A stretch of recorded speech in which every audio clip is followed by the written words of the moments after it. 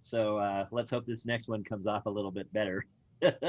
um, what do you see as blind spots? Where are we not looking where we need to be seeing things in the multifamily space, and what's your position on that?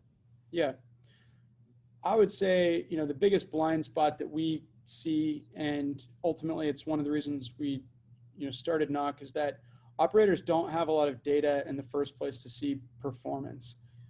So, when they buy technology, they're rushing into the decision and implementation, and they don't really have a framework to understand the impact that those decisions are going to have to their NOI and the value that tech can bring ultimately to their company. So they're, I like to say they're running barefoot into the thorns.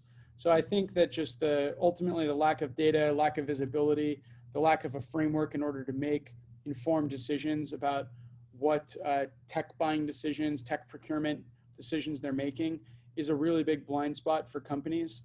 And I think a lot of folks are quick to adopt new solutions, but they don't, again, they just don't have the right infrastructure in place to evaluate whether or not those solutions are actually impacting their bottom line effectively. And so nobody, nobody wants to be just chasing shiny objects. You'd like to be spending your time and making decisions that are truly adding value for your, residents or your team, your communities, your portfolio, and without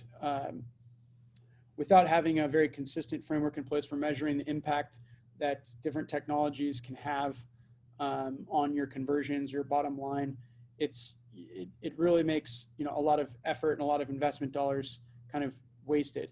And so I think it's, to answer your question directly, just the blind spot is bad data. You can only improve what you can measure, and if you don't have the ability to measure, the chances of your ability to improve anything is significantly diminished.